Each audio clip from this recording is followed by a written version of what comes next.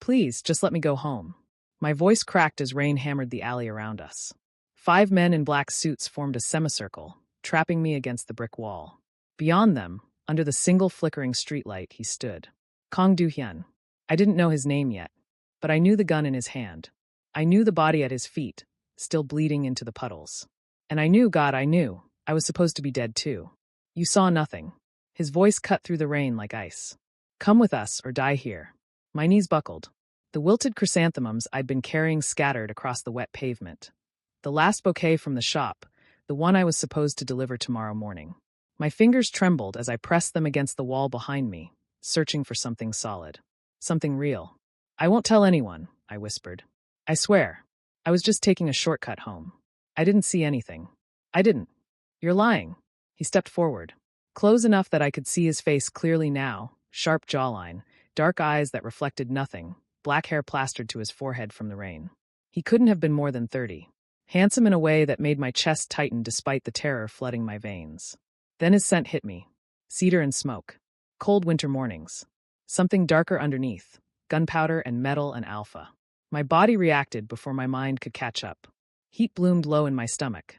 My scent glands pulsed at my neck, wrists, releasing something sweet and desperate into the rain-soaked air. Jasmine. Honey. The unmistakable signature of an omega in distress. His pupils dilated. Rubbish. The word came out rough, almost surprised. He turned his head sharply, jaw clenched. Get him in the car. Now. Hands grabbed my arms. I struggled, pointless, pathetic, as they dragged me toward the black sedan idling at the alley's mouth. The chrysanthemums disappeared under their boots. Wait, please, I have work tomorrow. I need to. Shut up. The car door slammed. Leather seats. Tinted windows. The world outside blurred into streaks of neon and rain as we pulled into Seoul's midnight traffic. I sat wedged between 2 guards, their alpha sense overwhelming wrong. My body screamed for me to run, even though there was nowhere to go. Do-hyun sat in the passenger seat. He hadn't looked at me once since we got in the car. 20 minutes later, we stopped. The building stretched into the clouds, glass and steel, the kind of place I'd only ever walked past on my way to the subway. The lobby gleamed. Marble floors. Modern art I didn't understand. A receptionist who didn't even glance up as we crossed to the private elevator. Penthouse, one of the guards said into his phone. Bringing in the witness. The elevator climbed. My ears popped. I watched the floor numbers rise, 40, 50, 60, until we reached the top. The doors opened directly into an apartment. No, not an apartment. A palace made of windows. Floor-to-ceiling glass overlooking all of Seoul. The city sprawling beneath us like a circuit board of light. Minimalist furniture. White walls. Everything cold and perfect and untouched. Sit. I turned. Do-hyun stood in the center of the living room, rain still dripping from his coat. He'd removed his jacket. The gun was gone, probably. I couldn't see it anymore, but I felt its ghost against my ribs. Before I tell you what happened next, subscribe to Starry-Eyed Lovers, and tell me where you're watching from. I didn't sit. My legs wouldn't bend. I asked nicely. He stepped closer. Not threatening, that would have been easier. Just inevitable, like gravity. You're staying until I decide you're not a threat. I'm a flower shop worker. The words tumbled out too fast. I make $12 an hour. I live in a 1-room apartment in Dongdaemun. What threat could I possibly be? You're an omega. His eyes locked on mine. Up close, I could see flecks of amber in the dark brown.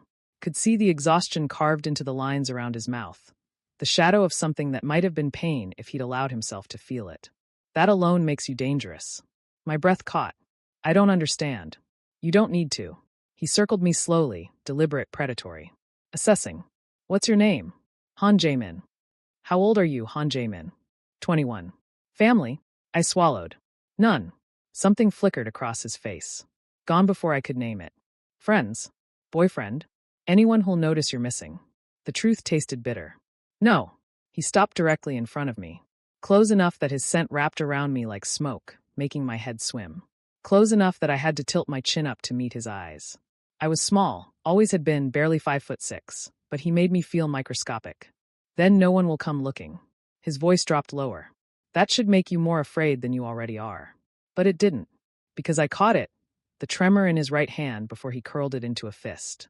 The way his jaw tightened when my scent sweetened in response to his proximity. The exhaustion that weighed down his shoulders like he'd been holding up the sky for too long. This man was a killer. I'd watched him end a life without hesitation. But right now, he looked like he wanted to run as badly as I did. Guest room. He turned away sharply. Second door on the left. Don't try the windows, they don't open. Don't touch anything. Don't leave the room. For how long? Until I say otherwise. He walked toward what looked like a study, then paused in the doorway. When he spoke again, his back was still turned. There's food in the kitchen if you're hungry. Bathroom is stocked. You'll find clothes in the closet that should fit. I stared at him. Why are you? Because killing you would be wasteful. He disappeared into the study. And I don't waste things. The door clicked shut. I stood frozen in the massive living room for 5 minutes before my legs finally moved. The guest room was larger than my entire apartment. King bed, attached bathroom. A closet full of expensive clothes with the tags still attached. Designer labels I recognized from store windows. Everything neutral, untouched, like a hotel room that had never held a guest. I locked the door from the inside. Not that it mattered, he probably had keys. But the small click of the bolt sliding home made me feel fractionally less like prey. The bed was obscenely soft. I sat on the edge, still wearing my damp clothes, and finally let myself shake. I should have been terrified. I was terrified. But underneath the fear, something else pulsed. Recognition. The same instinct that had made my body respond to his scent in the alley. The same gravitational pull that made me want to follow him into that study and demand to know why he looked so unbearably alone. Fated bonds were supposed to be myths. Stories Omegas told themselves to feel less disposable in a world run by alphas. I'd never believed in them. But I felt it now, singing in my blood, whispering that the most dangerous man in Seoul was somehow meant to be mine. I pressed my hands over my face and tried not to cry. The clock on the nightstand read 2:47 a.m. when I heard footsteps in the hallway. They stopped outside my door. I held my breath, watching the shadow beneath the doorframe. 10 seconds passed. 20. Then the footsteps retreated. I didn't sleep. Dawn broke gray and cold over Seoul. I watched it through the massive window, my forehead pressed against the glass. From this height, the city looked peaceful. Like all the violence and desperation happened somewhere else. A knock at the door made me jump. It's open. My voice came out hoarse. Do-hyun stepped inside carrying a tray. Coffee. Toast. A perfectly arranged plate of fruit. He set it on the dresser without looking at me. Eat. I'm not hungry. I don't care. Eat anyway. He turned to leave, but I spoke before I could stop myself. Why did you kill that man? His hand froze on the doorknob. For a moment, I thought he wouldn't answer. Then his shoulders dropped, just slightly, like he'd been holding them rigid all night. He betrayed people I'm responsible for protecting. Sold information that got 3 of my men killed. His voice was flat, reciting facts. I gave him a chance to explain. He tried to shoot me instead. So you executed him in an alley? Yes. The simple honesty hit harder than any excuse would have. Does it bother you? I asked quietly. Killing people? Finally, he looked at me. Really looked, like he was trying to solve an equation that didn't make sense. It used to. Something raw flickered in his expression. When I was young, before I learned better. Learned what? That hesitation gets people killed. That mercy is a luxury. That feelings. He cut himself off, jaw tightening. Eat your breakfast, Han Jae-min. I have work to do. He left before I could respond. I picked at the toast. It was good, better than anything I usually ate. The coffee was perfect. Dark, no sugar, exactly how I liked it even though I'd never told him. The realization made my chest ache. He'd noticed. Somehow, in the chaos of last night, he'd paid attention. I spent the morning exploring the penthouse, carefully, quietly, expecting him to appear and order me back to the room. He didn't. The study door stayed closed. Occasionally, I heard his voice, low and commanding, speaking rapid Korean into a phone. The kitchen was immaculate. Professional-grade appliances that looked unused. I opened the refrigerator and found it fully stocked, fresh vegetables, expensive cuts of meat, ingredients I couldn't afford on a month's salary. But everything was organized like a showroom. Nothing half-eaten or expired. Nothing that suggested someone actually lived here. The living room held no photographs. No personal items. Just expensive furniture arranged with mathematical precision and floor-to-ceiling windows that made me feel exposed even though no one could possibly see this high up. This wasn't a home. It was a fortress disguised as luxury. I was standing by the window, watching the city wake up below, when I heard movement behind me. You should be in your room. I didn't turn. You didn't tell me I had to stay there. Do-hyun appeared beside me, close enough that our reflections merged in the glass. He'd changed clothes. Black shirt, sleeves rolled to his elbows. No gun visible, but I knew it was there somewhere. Most people would be too afraid to wander around. I am afraid. The admission came easily. But I've been afraid my whole life. This is just different. He was quiet for a long moment. When he spoke again, his voice had lost some of its edge. How long have you worked at the flower shop? 3 years. Since I was 18. You like it? The question surprised me. Sometimes. The flowers are beautiful. The customers are usually kind. My boss pays me under the table, so I don't need proper documentation. Documentation. I finally looked at him. His expression was carefully neutral, but his eyes, those dark, exhausted eyes, held genuine curiosity. I was abandoned at 15. Never finished school. No family register. Officially, Han Jaemin doesn't exist. I smiled without humor. So when you said no one would come looking, you were right. There's no one to look. Something shifted in his face. Not pity. I would have hated pity. Something closer to recognition. I'm sorry. The apology stunned me into silence. For what? I finally managed. That you had to see what you saw last night. That you're here against your will. That. He stopped, muscles tensing like he was physically restraining the words. You didn't deserve to be pulled into this world. And you did. His laugh was bitter and short. I was born into it. Choice never mattered. We stood there, side by side, watching soul blur beneath the morning fog. My heart pounded so hard I was sure he could hear it. His scent wrapped around me, still cold, still dangerous, but underneath it all, something achingly lonely. How long are you going to keep me here? I asked softly. I don't know. Are you going to kill me? No. Then what? I don't know, Jaemin. My name sounded different in his mouth. Careful, like something fragile. I should. It would be cleaner. Safer. But He didn't finish. He didn't have to. Because when he finally looked at me, really looked, I saw the truth reflected in his eyes. The same impossible recognition that had flooded my body in the alley. The same gravitational pull that made no sense, and every sense simultaneously. He felt it too. The fated bond we were both supposed to be too smart to believe in. And it terrified him more than any gun ever could. You're burning up. Do-hyun's voice cut through the fog in my head. I blinked, trying to focus, but the world had gone soft around the edges. Heat radiated from my core, spreading through my limbs like wildfire. I'm fine. The lie came out breathless. Just, I need water. I'd woken up drenched in sweat, my body aching with a need I recognized too well. Heat. 3 days early. Impossible timing. My suppressants were back in my apartment, tucked in the bathroom cabinet I'd never see again. I stumbled toward the kitchen, gripping furniture for balance. Every step sent electricity through my nerves. My scent glands throbbed, releasing waves of jasmine so sweet it made my own head spin. Do-hyun appeared in front of me, blocking my path. You need to go back to your room. His voice was strained. Now. I just need. My knees buckled. He caught me before I hit the floor. The moment his hands touched my waist, my body ignited. A gasp tore from my throat. Half pain, half something far more dangerous. His grip tightened. Fuck. When did this start? This morning. Maybe last night. I can't. I pressed my forehead against his chest, seeking something cool, something solid. His heartbeat thundered beneath my ear, too fast, matching mine. I don't have my suppressants. How long does it usually last? 3 days. For sometimes. He went rigid. Then very carefully he lifted me. Carried me like I weighed nothing, long strides eating up the distance to the guest room. He set me on the bed with a gentleness that contradicted everything I knew about him. Stay here. He moved toward the door, putting distance between us. I'll call a doctor. Get you medication. Don't leave. The words escaped before I could stop them. Desperate. Humiliating. But true. He froze in the doorway, back turned, shoulders tight with tension. Jaemin. My name sounded like a warning. You don't know what you're asking. I know exactly what I'm asking. I curled onto my side, shaking. I know it's the bond talking. I know you don't, that we barely. A wave of heat crashed through me, stealing my breath. But I can't do this alone. Not here. Not like this. Silence stretched between us. I counted his breaths. 8, 9, 10. Then he closed the door and locked it from the inside. This is a mistake. He crossed back to the bed slowly, every movement controlled. You understand that? I nodded. I understand.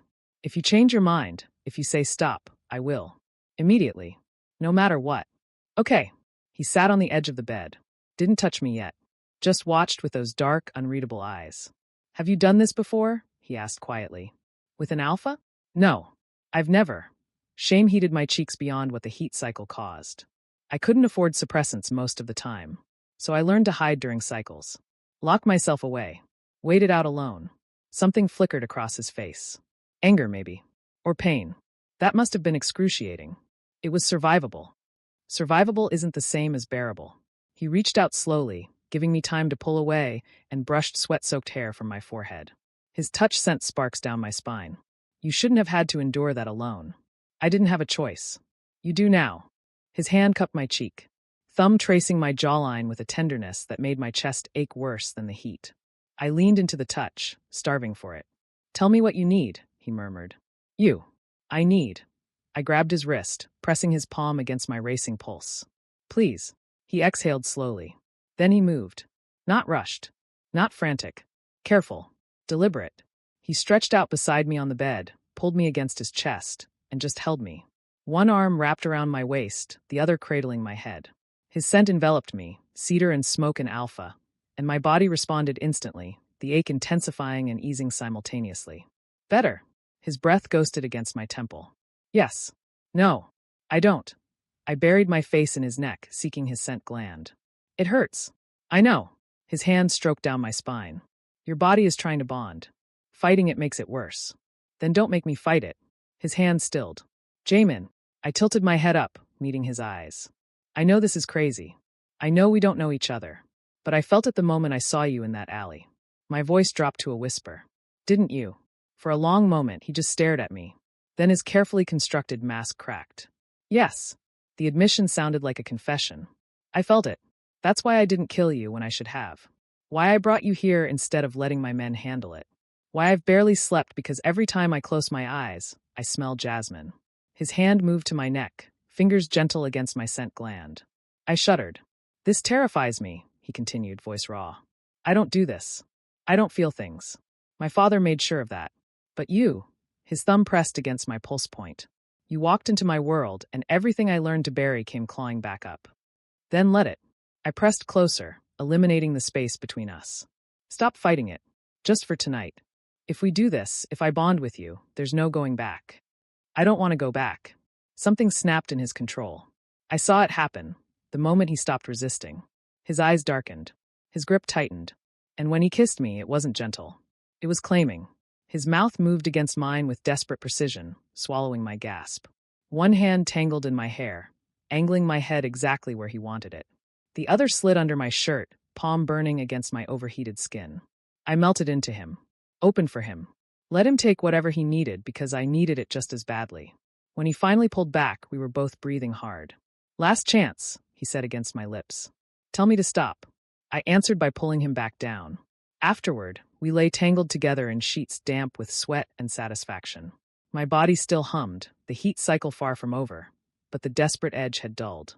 I felt boneless. Safe. Complete in a way I'd never experienced. Do-hyun's fingers traced lazy patterns on my bare shoulder. He hadn't said anything for 10 minutes, just held me like he was memorizing the feel of me. I've never done that before, he finally murmured. I turned to look at him. What? Been gentle with someone. His eyes met mine, vulnerability naked in his expression. Wanted to be gentle. My entire life has been about control. Dominance. Taking what I need without asking. His hand cupped my face. But with you, all I wanted was to make it good. To give you what you needed instead of just taking. My throat tightened. It was good. I didn't have words for what it was. I know. He pressed his forehead against mine. I felt it too. We lay in silence, breathing in sync. Outside the windows, Seoul continued its relentless pace. But in this room, time felt suspended. What happens now? I asked quietly. I don't know. Honest. Always honest. I should let you go. Give you money. Set you up somewhere safe. Pretend this never happened. But I don't want to. His arm tightened around me. I want to keep you here. Lock the doors. Make sure nothing in this world can touch you. He laughed bitterly. Which makes me exactly the kind of monster I always knew I was. You're not a monster. I kill people for a living, Jamin. And you held me through my heat like I was something precious. I placed my hand over his heart. Monsters don't do that. Maybe I'm just a monster who found something worth being gentle for. The words settled between us, heavy with implication. A promise. A warning. A question he was too afraid to ask out loud. Would I stay? Could I stay in this world of violence and luxury, with a man who admitted he wanted to cage me as much as cherish me? Before I could answer, before I even knew what my answer would be, my stomach cramped viciously. I curled into myself with a whimper. It's starting again, Du-hyun said, reading my body's signals. The medication would help, but it would take hours to arrive. It's fine. I can. Another cramp cut me off. No. He pulled me against him, one hand splaying across my lower stomach, radiating warmth. You're not doing this alone anymore. Not while I'm here. Du-hyun, let me take care of you. His lips brushed my temple. Please, let me do this one decent thing. So I did. 3 days blurred together. Heat and relief. Pain and pleasure. Du-hyun barely left the room except to bring food and water. He canceled meetings. Ignored phone calls. The dangerous Mafia boss disappeared, replaced by someone patient and attentive who learned my body like scripture. On the 4th morning, I woke clear-headed. The fever had broken. My body felt wrung out, but finally my own again. Du-hyun was already awake, sitting against the headboard, watching me with an expression I couldn't read. It's over, I said softly. Yes. You should probably let me go now. I should. Neither of us moved. Jaemin. He reached out, tucking a strand of hair behind my ear. If you stay, I can't promise you normal. I can't promise you safe. My world is violent and complicated, and the people in it would use you against me without hesitation. I know. But if you stay, his hand moved to my neck, thumb pressing against the fresh bonding mark he'd left on my scent gland. I will protect you with everything I have. I will give you anything you want. And I will never let you feel alone or abandoned again. My heart clenched. That's a big promise from someone who doesn't do feelings. You changed that. Simple. Devastating. You changed everything. I sat up slowly, the sheet pooling around my waist. My own hand moved to his neck, finding the matching mark I'd left in the throes of heat. What if I want more than protection? I asked. What if I want partnership? Equality? What if I don't want to be the Omega locked in the penthouse while you run an empire? Surprise flickered across his face. Then something that might have been respect. Then we figure it out together. He pulled me into his lap, arms secure around me. I've never done equal partnership. Never thought I was capable of it. But I've never bonded with someone before either, and somehow we managed that. We did. I pressed my palm against his chest, feeling his heartbeat. Du-hyun, I don't have anything. No family, no money, no education. What could I possibly offer you? Everything I've been missing. His forehead pressed against mine. Purpose. Warmth. A reason to be something other than my father's weapon. His voice dropped. You make me want to be human again. Would you risk everything for someone you barely know? Subscribe to Starry-Eyed Lovers, and comment where you're watching from. The words hung between us. I thought about my tiny apartment, my minimum wage job, my invisible existence where no one knew or cared if I lived or died. And I thought about these 3 days, the way he'd held me through pain, the soft words in Korean he'd whispered when he thought I was sleeping, the vulnerability in his eyes when he admitted he'd never been gentle before. Okay, I said. Okay, I'll stay, but on one condition. His eyebrows rose. You're negotiating with me? You said partnership. So yes. I met his eyes steadily. I want to know everything. Your world, your business, the danger I'm walking into. No secrets. No protecting me by keeping me ignorant. For a moment, I thought he'd refuse. Then slowly, a genuine smile crossed his face, the first real smile I'd seen from him. Deal. He kissed me, soft and sweet and full of promise. When he pulled back, his expression had shifted to something more serious. There's something you should know. About what happened between us. My stomach dropped. What? Bonding during heat, especially a first heat with an alpha, has a high probability of conception. His hand moved to my stomach, resting there gently. We should get you tested, just to be sure.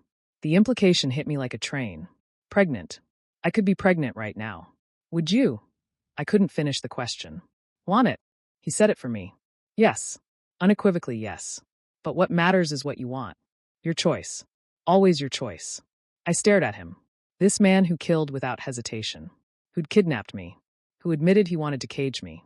But who also held me like I was precious. Who offered me choice when he could have just taken. Who looked at me like I was the answer to a question he'd been asking his whole life. Let's find out first, I said finally. Then we'll decide together. Together. He tested the word like it was foreign. Then he smiled again. I like that. He stood, pulling me with him, and for the first time in 4 days, I left the bedroom. The penthouse felt different in daylight. Less like a prison. More like a possibility. Du Hyun made breakfast, burnt eggs and slightly charred toast that he presented with more pride than the meal deserved. I ate every bite, watching him move around the kitchen with endearing incompetence. You're terrible at this, I observed. I've had private chefs my entire life. This is my first time actually cooking. It shows. He pointed the spatula at me. You're supposed to be grateful, not critical. I can be both. His laugh was surprised and genuine. It transformed his face, made him look younger. Less like the frost wolf, and more like just Du Hyun. I could get used to this. The thought should have terrified me. Instead, it felt like coming home. My phone, which had been dead for days, suddenly buzzed on the counter. Du Hyun had charged it at some point. Messages flooded in. 12 missed calls from my boss. Texts asking where I was. If I was okay. If I was coming back. Reality crashed back in. I need to quit my job, I said quietly. Officially. My boss was kind to me. She deserves better than me just disappearing. Du Hyun nodded. I'll have someone collect your things from your apartment. Anything you want to keep. Not really. I didn't have much. I looked down at the phone. Can I go see her? Just to say goodbye properly. His jaw tightened. It's not safe. Please. Just for an hour. I'll take guards if you want. But I can't just vanish from her life without explanation. He studied me for a long moment. Then sighed. Fine. But I'm coming with you. Deal. We left an hour later. Du Hyun insisted I wear new clothes, designer pieces from the closet that fit perfectly. He'd apparently had my size the entire time. 2 guards followed at a distance as we walked into the small flower shop in Dongdaemun. Mrs. Kim looked up from the counter, relief washing over her face. Jaemin, thank God. I was so worried. She stopped, eyes landing on Du Hyun. Her expression shifted, recognition and fear flickering simultaneously. Oh, I came to say goodbye, I said softly. And thank you. For everything. She came around the counter slowly, eyes never leaving Du Hyun. Is this your choice? I glanced at him. He stood silent, letting me handle this my way. Yes, I said. It's my choice. She looked between us, then sighed. You be careful, Jaemin, men like him. She shook her head. Just be careful. I will. She hugged me quickly, pressed an envelope into my hand. Your last paycheck. Plus a little extra. Mrs. Kim. Take it. Buy yourself something nice. She pulled back, eyes shining. You were a good worker. The flowers always looked prettier when you arranged them. I thanked her, throat tight, and we left. On the walk back to the car, Du Hyun was quiet. She recognized you, I said. Most people in Seoul do. At least, most people who pay attention to certain things. She was afraid for me. She should be. He stopped, turning to face me fully. Jaemin, I need you to understand. My world isn't kind. The people in it will see you as a weakness. As leverage. If they find out we're bonded, then we'll deal with it. I took his hand. Together. Remember? He stared at our joined hands like they were a miracle. Yeah, he said finally. Together. We drove back to the penthouse in comfortable silence. My hand stayed in his the entire way. When we arrived, his phone rang. He glanced at the screen, expression darkening. I have to take this. He stepped away, voice dropping to cold business tones. I watched him shift back into the frost wolf, posture straightening, face shuddering, every trace of the gentle man from this morning disappearing. This was my future. This duality. This danger. And somehow, I wasn't afraid anymore. He ended the call, came back to me. I have a meeting tonight. Business. It'll run late. Okay. You'll stay here? Lock the doors. Don't answer for anyone except my guards. Yes. He kissed my forehead. I'll be back by midnight. If anything feels wrong, anything at all, you call this number. He pressed a card into my hand. Direct line to my second-in-command. He'll send people immediately. Du Hyun. Promise me. I promise. He left reluctantly, looking back twice. I spent the evening exploring the penthouse properly. Found books in languages I couldn't read. Art worth more than I'd make in a lifetime. A home gym. An office with multiple locks. And in his bedroom, which I'd avoided until now, I found something that made my chest tighten. A photo. Small, tucked in a drawer. A young Du Hyun, maybe 8 years old, smiling at the camera. A woman's hand rested on his shoulder, cut off at the frame's edge. His mother, maybe. The boy in the photo looked nothing like the man I'd bonded with. His eyes were bright, unguarded, full of hope. What had happened to put out that light? I was still holding the photo when my phone buzzed. Unknown number. My thumb hovered over the screen. Then I opened it. The message was simple. Devastating. Ask him about his father's plan for rare Omega bloodlines. Ask him why he really kept you alive. Below it, a photo of me, leaving the flower shop. 3 months ago, long before the night in the alley. Explain this. I thrust my phone toward Doohyun the moment he walked through the door. Midnight. He'd promised midnight, and here he was, shedding his coat, guard lowering at the sight of me. Until he saw the screen. His face went carefully blank. The frost wolf snapping back into place. Where did you get this? Does it matter? My voice shook. You've been watching me. For months. That night in the alley wasn't random, was it? You knew exactly who I was. What I was. He set his coat down slowly. Deliberately. Buying time. Jamin, don't. I stepped back when he moved closer. Don't lie to me. We made a deal. No secrets. So tell me the truth. Why did you really keep me alive? The silence stretched. Outside the windows, Seoul glittered, oblivious to my world cracking open. My father, he finally said. He has people who track rare omega bloodlines. Genetic markers that make certain omegas more valuable for. He stopped, jaw clenching. For what? Breeding. The word landed like a slap. I wrapped my arms around myself, suddenly cold despite the heated apartment. 3 months ago, you appeared on his radar. Rare fertility gene. No family. No protection. Perfect target. Doohyun's voice was flat, reciting facts like they didn't gut him. He wanted you acquired. Tested. If you were viable, you'd be matched with an alpha of his choosing. And you volunteered? No. His eyes met mine, raw with something that looked like pain. I refused. Told him it was beneath us. That we weren't in the business of trafficking omegas. But you still had me followed. Yes. He took a step closer. I didn't back away this time. Because I knew if I didn't keep tabs on you, someone else would. Someone who'd follow my father's orders without question. So that night, the alley was supposed to be routine surveillance. Making sure you got home safe. Then the deal went wrong and you, his hand lifted like he wanted to touch me, then fell. You saw me. Smelled me. And I felt the bond snap into place, and everything I'd been trying to prevent became inevitable. I stared at him. You could have told me. Before we bonded. Before. Would you have believed me? Would you have trusted that I was trying to protect you, not trap you? His voice roughened. I'm a monster, Jamin. You said I wasn't, but you were wrong. I kept you in the dark because I was terrified you'd run if you knew the truth. I deserve the choice.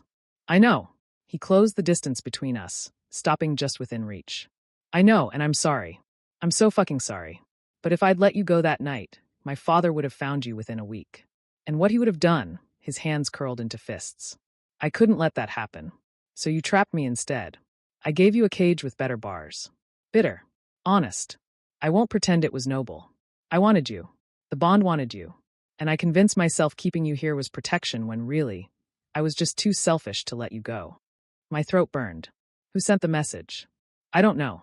But I'll find out. He pulled out his phone, fingers flying across the screen. I'm having my people trace it now. If someone's been watching you, watching us, they're either working for my father or they're trying to destabilize me. Which is worse? Both are bad. He pocketed his phone, attention returning fully to me. Jamin, I need you to understand something. My world doesn't forgive weakness. If they know we're bonded, they'll use you.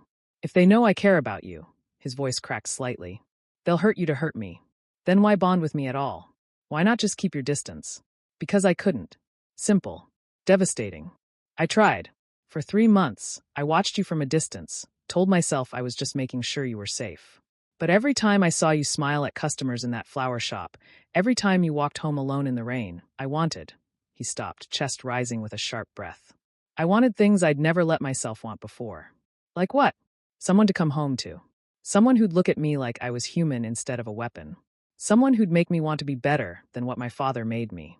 His hand finally touched my cheek, tentative. I wanted you. I should have pulled away. Should have been angrier. Should have demanded he take me somewhere safe and leave me alone. Instead, I leaned into his touch. I hate that you lied. I know. I hate that you've been watching me. That this whole thing might have been orchestrated. I know. But I don't think, my voice wavered. I don't think the bond was fake. Was it? What we felt in the alley. What happened during my heat. That was real. His thumb traced my cheekbone. It was the most real thing in my life. The bond doesn't lie, Jamin. You can manipulate circumstances, but you can't fake recognition at a soul level. How do I know you're telling the truth now? You don't. He pulled his hand back, giving me space. I've given you every reason not to trust me. All I can do is promise that from this moment forward, no more secrets. No more protection through ignorance. You want to know about my world? I'll tell you. You want to understand the danger? I'll show you. His eyes held mine. And if you want to leave, I'll let you go. I'll set you up somewhere my father can't reach. Give you enough money to disappear. You'll never have to see me again. The offer hung between us. Genuine. Terrifying in its sincerity. And if I stay, then I'll spend the rest of my life proving you didn't make a mistake. I studied his face. The exhaustion carved into his features. The vulnerability he was allowing me to see, despite everything in his training screaming to hide it. I need to think. He nodded. Started to turn away. Do-hyun. He stopped. Where's your mother? His shoulders tensed. For a moment, I thought he wouldn't answer. Then quietly. Dead. When I was 9. My father said she made me soft. That I cried too much, clung to her too much. So his voice went flat. Remove the problem. Horror washed through me. He killed her. He had someone else do it. Made it look like an accident. Then he spent the next 2 decades training the weakness out of me. Do-hyun's laugh was hollow. Until you walked into my life and undid everything in a single night. I crossed to him. Wrapped my arms around him from behind. Pressed my forehead against his back. I'm sorry. Don't be sorry for me. I'm the villain in this story. No. I held him tighter. You're the villain your father created. But you're also the man who held me through my heat. Who cooked me terrible breakfast. Who looks at me like my voice broke. Like I matter. He turned in my arms, pulling me close. You do matter. More than anything. We stood like that for a long time. 2 broken people holding each other in a penthouse above a city that would destroy us both if it could. Finally, I pulled back enough to meet his eyes. I need to get tested. For pregnancy. His expression shifted, hope and fear warring. Now. Tomorrow. But I need to know. I took his hand, placed it on my stomach. If I'm carrying your child, everything changes. I can't make decisions about leaving or staying without knowing. Whatever the result, I meant what I said. Your choice. Always. I know. I did know. Despite everything, I believed him. But I also know you want this. I could see it during my heat. The way you touched my stomach. The way you talked about the future like it was something possible. I've never wanted anything as much as I want a family with you. Raw honesty. But not if it traps you. Not if it's another cage. I kissed him. Soft. Brief. A promise or a goodbye, I wasn't sure yet. Let's find out first. Then we decide. The doctor came to the penthouse at dawn. A woman in her 50s, professional and discreet, who asked no questions about why a mafia boss was hovering anxiously while she drew my blood. Results in 2 hours, she said, packing her kit. I'll call. Those 2 hours were the longest of my life. Do-hyun made breakfast again. Less burnt this time, maybe because he was too nervous to focus on anything else. We ate in silence, both pretending not to watch the clock. When his phone finally rang, he nearly dropped it. Dr. Yoon. He put it on speaker, hand finding mine. Go ahead. Congratulations, Mr. Kong. The test is positive. Based on hormone levels, I'd estimate conception occurred 4 to 5 days ago. Given the circumstances, she paused delicately, it's highly likely we're looking at multiples. The room tilted. I gripped Do-hyun's hand harder. Multiples, he repeated. How many? Too early to determine. But omega pregnancies during bonding heat, especially first bonds, often result in twins or triplets. I'd recommend an ultrasound in 3 weeks for confirmation. Thank you, Dr. Yoon. He ended the call. We sat frozen, hands clasped, both processing. Jaemin. I'm pregnant. The words felt surreal. With possibly more than one baby. Yes. Your babies. Yes. His voice was rough with emotion. But only if I meant what I said. Your choice. If you want. I want to keep them. The words came out before I fully thought them through. But the moment I said them, I knew they were true. You're sure? He turned to face me fully. You understand what this means? You'll be tied to me. To my world. You'll be a target for anyone wanting to hurt me. I know. I placed my free hand over my stomach. Flat now, but maybe not for long. I grew up alone. Abandoned. I swore if I ever had a family, I'd never let them feel that way. Never let them wonder if they were wanted. I met his eyes. So yes, I'm sure. Have you ever made a choice that changed everything? Comment below, and tell us where you're watching from. Something broke in his expression. Joy. Terror. Wonder. He pulled me into his lap, arms tight around me, face buried in my neck. Thank you. Whispered against my skin. Thank you. I held him back, feeling his heartbeat race against my chest. We're really doing this. We're really doing this. He pulled back, hands framing my face. I promise you, I will protect you. Both of you. All of you, if it's multiples. Nothing will touch you. No one will hurt you. I'll dismantle my father's entire empire before I let him anywhere near our family. Our family. I tested the words. They felt right. Impossible and right. Do-hyun, I need you to promise me something else. Anything. Don't shut me out. Don't try to protect me by keeping me ignorant. If we're doing this, if we're bringing children into your world, I need to understand it. All of it. He hesitated, then nodded. Okay, starting now. No more secrets. Tell me about your father. His jaw tightened, but he didn't deflect. Kong Jun-sik, patriarch of the Kong Syndicate. Ruthless, cunning, completely devoid of empathy. He built his empire by being willing to do things other families considered beneath them. He took a breath, including the thing I told you about last night, the bloodline tracking. He's obsessed with creating perfect Mafia heirs. Strong alphas bred from rare omegas. And when he finds out about me, about the pregnancy, he'll try to take control. Claim the children as syndicate property. You as a breeding asset. Do-hyun's hands tightened on me. Which is why we need to move fast. I'm calling a syndicate meeting for tomorrow night. I'm going to claim leadership. Force a vote. Can you win? I don't know. I have support, more than my father knows. But it'll be close. He met my eyes. If I lose, we run. Tonight. I have resources he doesn't know about. We disappear. And if you win, then you become the legitimate partner of the syndicate leader. Protected by our laws. Untouchable. His voice hardened. And my father becomes the one who needs to run. I should have been terrified. Maybe I was. But underneath the fear, something else burned. Hope. When do we start? A slow smile crossed his face, fierce and proud. Right now. He stood, pulling me with him. And for the first time since bonding, I felt like his equal. Not the Omega he'd trapped. Not the weakness he needed to protect. His partner. His choice. His future. And somewhere deep inside me, already dividing and growing, our children. The family neither of us thought we'd ever have. The family we'd burn the world to protect. Do-hyun's phone buzzed. He glanced at it, expression darkening. What? Message from my second-in-command. My father just called an emergency syndicate meeting. He looked up, eyes hard. For tonight. Someone told him about you. How? I don't know. But it means we're out of time. He pulled me closer, voice dropping. Jaemin, everything is about to get very dangerous very fast. If you want to run, tell me now. I'll get you out. Somewhere safe. Somewhere he can't reach. I thought about the flower shop. My tiny apartment. My invisible life. Then I thought about Do-hyun holding me through my heat. Whispering promises in the dark. Looking at me like I was his salvation. No running. I squeezed his hand. We faced this together. His eyes searched mine. Then he nodded. Together. But even as he said it, I saw the fear underneath. The certainty that no matter how this ended, someone was going to bleed. I just prayed it wouldn't be us. You brought him here? Kong Jun-sik's voice cut through the syndicate hall like a blade. 20 elders sat around the massive table, all eyes turning to where I stood beside Do-hyun. I fought the urge to step behind him, to hide from the weight of their stares. Do-hyun's hand found mine. Steady. Grounding. I brought my bonded partner, he corrected, voice cold and clear. As is my right. Jun-sik stood at the head of the table, impeccably dressed, silver hair swept back.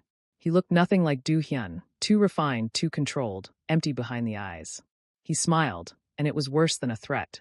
You're right. He laughed softly. You think bonding with an unauthorized Omega gives you rights? You think spreading your seed into a breeding asset makes you anything other than a fool? I felt Do-hyun tense beside me. His scent sharpened, aggressive, protective. Careful, father. That's my partner you're speaking about. Partner. Jun-sik walked around the table slowly, assessing me like livestock. Tell me, boy, do you know what you're carrying? Do you understand the genetic value of what's growing inside you? My hand moved instinctively to my stomach. Do-hyun shifted, placing himself partially between us. He's not carrying anything yet, Do-hyun said evenly. And even if he were, that's none of your concern. Everything in this family is my concern. Jun-sik stopped 5 feet away. Especially when my son steals syndicate property. He's not property. Isn't he? Jun-sik's eyes locked on mine. Abandoned at 15. No family register. Genetically rare. I had him marked for acquisition 3 months ago. The moment you bonded with him without permission, you stole what was mine. The room went silent.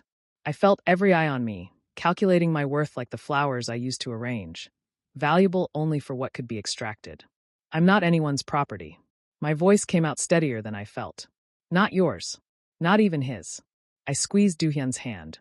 I'm here by choice. Jun-sik smiled wider. Choice? How charming. Tell me, did my son explain that he'd been watching you for months before that convenient night in the alley? Did he mention that every moment of your courtship was orchestrated? He told me everything. Not quite true, but close enough. And I chose to stay anyway. Then you're as much a fool as he is. Jun-sik turned to the assembled elders. I call for an immediate vote. My son has violated syndicate protocol by bonding without approval. The Omega and any potential offspring belong to the family, not to one individual. I move that they be placed under syndicate control, with breeding rights distributed according to bloodline value. Horror washed through me. Breeding rights. Like I was a horse. You can't, I started. Second, one of the elders, a man with scarred hands, raised his hand. Third, another. Do-hyun released my hand and stepped forward. I challenge that motion. And I challenge your leadership, father. Right here. Right now. The room erupted. Voices overlapping, some shocked, some excited. Jun-sik held up a hand, and silence fell instantly. You challenge me? His voice was soft. Dangerous. On what grounds? On the grounds that you've corrupted everything this syndicate stood for. That you've turned us into traffickers and slavers. That you've violated our code repeatedly for personal gain. Do-hyun pulled a tablet from his jacket, tossed it on the table. 3 years of evidence. Embezzlement. Unauthorized hits. Deals with organizations we swore never to work with. All documented. Jun-sik didn't even glance at the tablet. Bold. But ultimately pointless. You think these men will follow you? A boy who's gone soft over an Omega? Who abandoned duty for sentiment? I think they'll follow strength. And I think they're tired of your cruelty. Do-hyun's voice hardened. I call for a vote. Leadership challenge. Traditional rules. If I win, I take control of the syndicate and you're exiled. If you win, he stopped, jaw clenching. If I win, I take the Omega. And whatever he's carrying becomes syndicate property. You'll watch me breed him properly. Jun-sik's smile was vicious. Those are my terms. My stomach turned. Do-hyun's scent spiked with rage. Agreed, he said quietly. Too quietly. Before I could protest, Jun-sik pulled a gun. The world slowed. I saw his arm raise. Saw the barrel point not at Do-hyun but at me. Saw his finger tighten on the trigger. If I can't have him. Do-hyun moved. The gunshot was deafening in the closed space. Do-hyun's body slammed into mine, driving us both to the floor. Heat bloomed across my shoulder, pain, sharp and immediate. But when I looked up, Do-hyun was standing over me, face twisted in fury. The bullet had grazed him. Blood seeped through his shirt at the shoulder, but he was upright. Moving. He'd taken the shot meant for me. You tried to kill him. Do-hyun's voice was empty of everything except cold certainty. In front of the entire syndicate. You just violated every law we have. Jun-sik lowered the gun slowly. Too late, he realized his mistake. Around the table, elders were standing, faces hard with judgment. He's my son. I was teaching him a lesson about. You aimed at an unarmed Omega. Elder Kim, the scarred man who'd seconded Jun-sik's motion, spoke with disgust. Whatever else he is, he's bonded to your son. That makes him family by our laws. You just tried to murder family. I vote for the son. Elder Park stood. Leadership passes to Kong Do-hyun. Second, Elder Kim. Third, another voice. One by one they stood. One by one they voted. Not because they loved Do-hyun. Not because they believed in reform. But because Jun-sik had shown weakness. Had acted out of emotion instead of calculation. Had broken the code in front of everyone. In the syndicate, weakness was death. The final count was 15-5. Do-hyun had won. Jun-sik stared at his son with something that might have been pride if it hadn't been so twisted with hatred. You think you've won. But you're weak now. Soft. That Omega will destroy you from the inside. He turned to me, gun still in hand. And when he does, I'll be waiting. You're exiled. Do-hyun's voice was absolute. Effective immediately. You have 24 hours to leave Seoul. If you're found within city limits after that, the kill order is open to any syndicate member. You'd kill your own father? You killed my mother. Why would I show you more mercy than you showed her? The words hung in the air, brutal and final. Jun-sik's mask finally cracked, revealing the rage beneath. You'll regret this. Both of you. He walked out. 2 guards followed, the only one still loyal.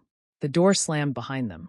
I was still on the floor, shoulder throbbing, watching Do-hyun command the room with a certainty I'd never seen before. This wasn't the man who made me burnt breakfast. This was the leader his father had tried to create, strong, ruthless, absolute. But when he turned to me, when he knelt beside me and his hands trembled as they checked my shoulder, I saw the other side too. You're hurt. It's just a graze. You took most of it. I should have moved faster. I should have, his voice cracked. Jamin, I almost lost you. But you didn't. I touched his face, making him look at me. We're okay. We're both okay. Around us, elders were filing out, giving us space. Elder Kim paused at the door. Your first meeting as patriarch is in 3 days. Be ready. They'll test you. He glanced at me. And protect that one. If what Jun-sik said is true about his genetics, others will try what he couldn't finish. Then we were alone in the syndicate hall. Just us and the blood on the floor and the weight of what had just happened. Do-hyun helped me stand. His shoulder was bleeding worse than mine, but he wouldn't let me look at it until we reached the car. The drive back to the penthouse was silent. His hand never left mine. Dr. Yoon arrived within an hour. She cleaned and bandaged both our wounds without comment, then insisted on checking for pregnancy complications. Stress isn't ideal, but the embryo is still very early. Everything looks normal. She packed her kit, expression professional but kind. Try to avoid gunfights for the next 8 months, After she left, Do-hyun finally let himself collapse onto the couch. I sat beside him, both of us wrapped in bandages and exhaustion. I'm patriarch now. He said it like he didn't quite believe it. I actually did it. You did. My father's alive. Exiled, but alive. He'll come back. He'll try. Then we'll handle it. I leaned against his good shoulder. Together. Remember? He pulled me closer, careful of our injuries. I could have lost you today. Lost both of you if, his voice roughened. I've never been that afraid in my life. But you moved. You took the bullet. I'd take 100 bullets for you. The words settled between us, heavy with truth. I tilted my head up, meeting his eyes. Do-hyun, I need to tell you something. What? I was terrified today. Watching your father point that gun, realizing he'd actually kill me just to hurt you. Understanding that I gestured vaguely at the penthouse, the life we were building. This will always be dangerous. Always be a fight. His expression shuddered. If you want to leave. I'm not finished. I took his hand, placed it on my stomach. I was terrified, but I wasn't sorry, because in that moment I realized something. I'd rather fight beside you than be safe anywhere else. His breath caught. Jamin, I love you. The words came easily, naturally. I know it's fast. I know it's complicated. But I love you. The man who makes terrible breakfast and watches over me while I sleep and took a bullet without hesitation. I love all of it. For a moment, he just stared at me. Then his eyes closed, like the words hurt as much as they healed. I don't deserve you. Probably not. I smiled. But you're stuck with me anyway. He kissed me. Gentle despite the violence of the day. Sweet despite the blood we'd both shed. When he pulled back, his eyes were wet. I love you too. I didn't think I was capable of it. Didn't think my father left me enough humanity for it. But then you walked into my life and, he pressed his forehead to mine. You make me want to be better. Do better. Build something that isn't soaked in blood. Can you? Really reform the syndicate? I don't know. But I'll try. For you. His hands spread across my stomach. For them. We sat like that for a long time, holding each other, letting the reality of what we'd survived sink in. Finally, I spoke again. What happens now? Now! He pulled back, meeting my eyes. Now we build a life. I reform what I can. Protect you with everything I have. Wait for our children to arrive. His smile was small but genuine. And maybe I learned to actually cook something edible. I laughed despite everything. That last one might be the hardest. Probably. He stood, pulling me with him. Come on. You need rest. We both do. He led me to the bedroom. Our bedroom now, not just his. As we settled under the covers, wrapped in each other despite our bandages, I felt something I'd never expected to feel again. Safe. Not because the danger was gone. My shoulder throbbed, reminding me it wasn't. Jun-sik was still out there. Other threats would emerge. But I was safe because I wasn't alone anymore. Have you ever found home in the most unexpected place? Share your story in the comments, and tell us where you're watching from. Jamin. Do-hyun's voice was drowsy in the darkness. Yeah. Thank you for choosing me. For choosing us. I pressed closer, listening to his heartbeat. Thank you for giving me something worth choosing. Sleep came easier than it should have. Maybe because we'd survived the worst. Maybe because we were too exhausted to worry about tomorrow. Or maybe because for the first time in both our lives, we had something worth fighting for. Each other. Our future. Our family. And in the morning, we'd start building it, one imperfect, dangerous, beautiful day at a time.